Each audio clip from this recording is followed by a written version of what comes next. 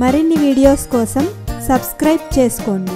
Latest updates కోసం గంట ఐకాన్ను click చేయండి. ఇప్పుడు మనం తయారు చేసుకోబోయేది చక్కెర పొంగలి. ఈ చక్కెర పొంగలి గుళ్ళో చేసినప్పుడు చాలా బాగుంటుంది అనిపిస్తుంది. అది ఎలా తయారు చేసుకోవాలో దీనికి ఒక చిన్న టిప్ ఉంటుందండి.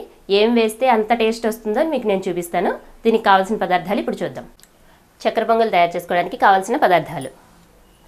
నేను ఈ గ్లాస్తో రైస్ తీసుకున్నానండి. ఈ గ్లాస్ రైసు ఒక అర గ్లాసు పెసరపప్పు కలిపి ఉడకబెట్టేసుకోవాలి.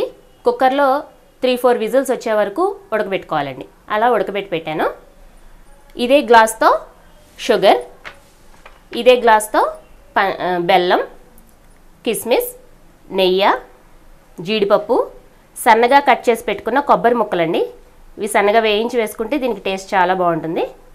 మళ్ళీ ఇంకా ఇలాచీ పౌడర్, ఇది పచ్చకర్పూరం అండి. దీంతోనే చాలా టేస్ట్ వస్తుంది అనమాట చక్కెర పొంగలి. చక్కెర పొంగలి తయారు చేసుకునే విధానం: ముందుగా స్టవ్ వెలిగించుకుని ఒక బాండి పెట్టుకోవాలి. దీనిలో మనం తీసుకున్న షుగర్ ఇంకా బెల్లం కూడా వేసేసుకుని వాటర్ పోసుకోవాలి. ఒక గ్లాస్ వాటర్ పడుతుందండి. బెల్లం అంతా కరిగే వరకు పాకం పట్టుకోవాలన్నమాట. కొంచెం హై ఫ్లేమ్లో ఉంచుకున్నా పర్వాలేదు. కలుపుకుంటూ ఉంటే తొందరగా కరిగిపోతుంది. బెల్లం వేయడం వల్ల కూడా టేస్ట్ చాలా బాగుంటుందండి.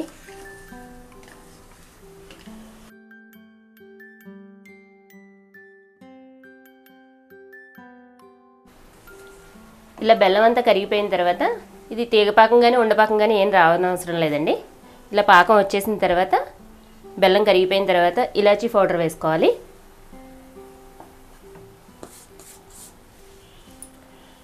పచ్చకర్పూరం చెప్పే కదండి, ఇది ఇలా అంటే మెత్తగా అయిపోతుంది అనమాట. ఇలా పొడుల్లో అయిపోతుంది. ఇదే చాలా టేస్ట్గా ఉంటుంది అనమాట. చక్కెర పొంగల్ టేస్ట్ రావడానికి ఇదే కారణం.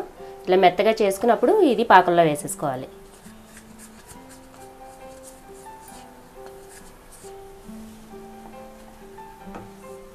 ఇది ఒకసారి ఇలా పాకంలో కలుపుకున్న తర్వాత ఇప్పుడు మనం ఉడకబెట్టి పెట్టుకున్న అన్నాన్ని దీంట్లో వేసుకోవాలి. పెసరపప్పు, అన్నం కలిపి, బియ్యం కలిపి ఉడకబెట్టుకున్నాం కదా, ఇది ఇందులో వేసుకోవాలి. ఇప్పుడు స్టవ్ ఆఫ్ చేసేసుకోవచ్చండి. ఆఫ్ చేసుకుని పాకం అంతా కలిసేలాగా కలుపుకోవాలి.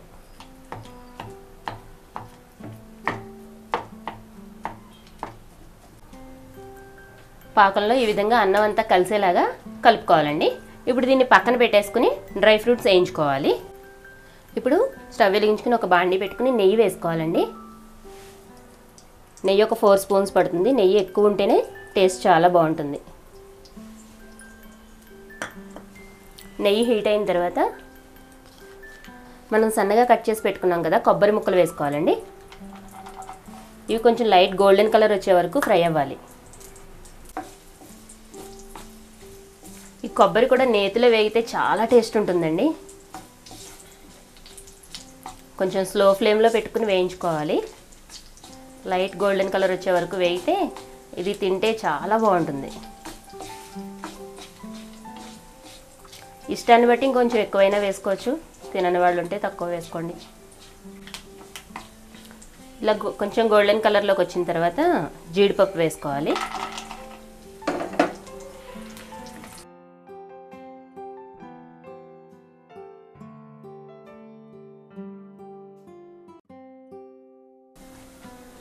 జీడిపప్పు కూడా కొంచెం ఫ్రై అయిన తర్వాత మనం కిస్మిస్ వేసుకోవాలి.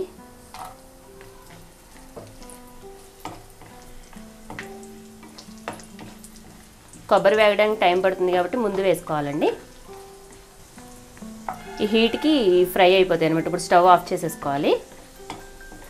దీన్ని మనం చక్కెర పొంగల్ కలిపిన దాంట్లో వేసుకోవాలన్నమాట పాకం. ఇలాగ ఫ్రై అయిన తర్వాత దీన్ని నేతితో పాటు ఈ చక్కెర పొంగల్లో వేసేసుకోవాలండి.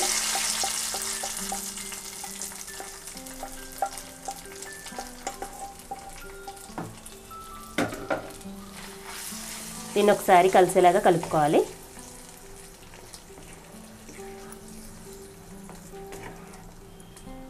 చాలా మంచి సువాసన వస్తుందండి.